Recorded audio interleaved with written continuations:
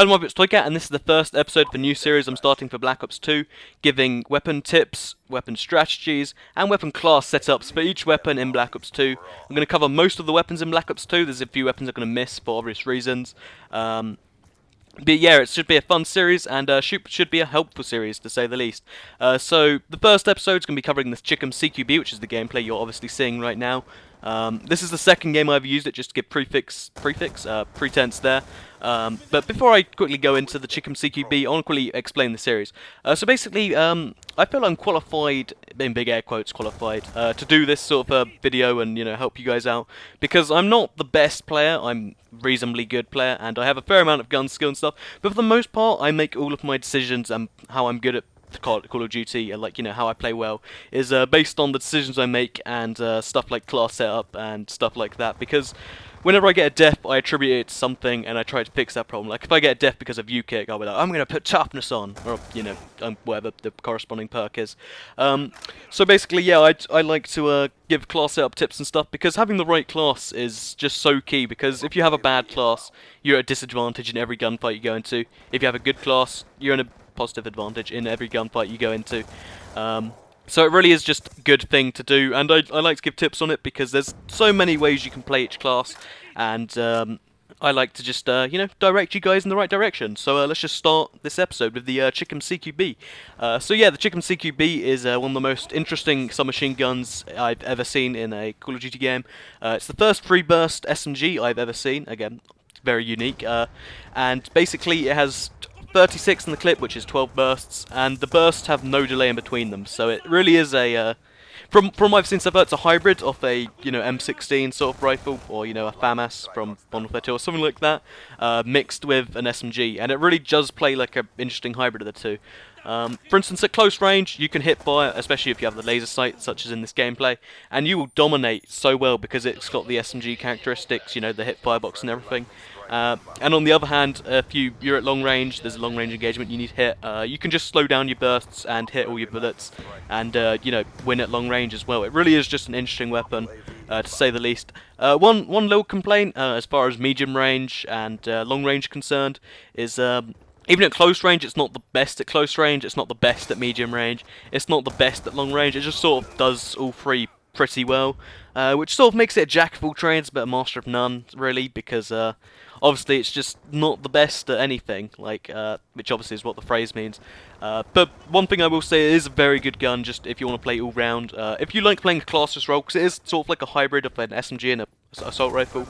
Like if you're not the sort of person who goes out looking for specific types of enemies, this might be for you. But if you're the sort of person who either puts himself into an SMG or an assault rifle mindset, this gun is just probably not for you. But if you, as I said, if you're playing a hybrid or you just don't usually, think about your role, just this gun is definitely worth giving a shot because it is brilliant, and I love it so far. So first of all, let's start off with the iron sights, because that's the first issue you need to address. The iron sights on this weapon are awful. It's the same as the FMG9 from Modern Warfare 3. I strongly do not recommend it. What I instead recommend is that you use the red dot sight or holographic sight, depending on your preference. I personally use the red dot sight, especially in this gameplay, because I'd only just unlocked this and the laser sight. It really helps at long range. It helps you get those long range kills off, and obviously, which is always good because having more kills means more fun and more kill streaks, I guess. So yeah. And then I also recommend having a second attachment, because just the red dot alone's just a bit dull, so I'd recommend going with either a laser sight or a foregrip, depending on your preference. Also, extended mags is also a strong choice in this weapon, because you burn through ammo really fast because it has an insane fire rate. And if you want to be crazy and go with the third attachment, because through attachments is fun, then I'd go ahead and put a rapid fire on there, just because why not, right? Because rapid fire is a really fun attachment. It's interesting. You might not like it, you might like it. Just give it a shot. Put on the wild card, primary warfighter, and go. As far as perks are concerned, I'm thinking dexterity. As you can see, it allows you to climb around everything and just be crazy fast with this weapon.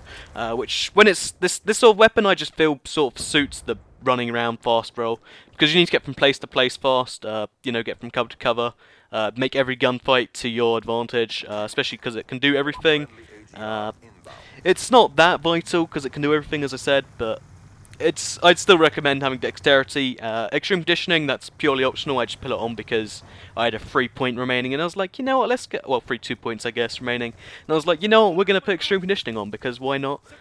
Secondary, didn't use one in this game, I don't think, because I wasted too many points on the extra extreme conditioning. But you know what, I can run slightly faster, so it makes it worth it. Second perk I use is Cold-Blooded because just not being seen helps me that much more in close combat. Also, instead of the laser sight, what I'd recommend you could use is the Foregrip. Just quickly want to mention that now because most people aren't as liberal with the hipfire as me, so you know, just if you're not willing to hipfire as much, go with the Foregrip so you can get that extra little bit of long-range accuracy, because I know that's quite valuable to some people. But sorry to go crazy, not really off topic, but and first perk, Hardline or lightweight, depending on your preference. Killstreaks, as it's all up to preference. This is just to quickly confirm this one now. That's all up to preference over the whole series. It's not really many classes that play to specific killstreak types. So anyway, that was my guide or class setup tips for the Chicom CQB. A little bit of background info is there as well. I hope you enjoyed it. I hope it helped out. I hope it wasn't too all over the place. This was just the first episode. Hopefully it gets better, and because getting worse be bad. So yeah, I hope you enjoyed the video. I hope it helps you out. Thanks for watching, and goodbye.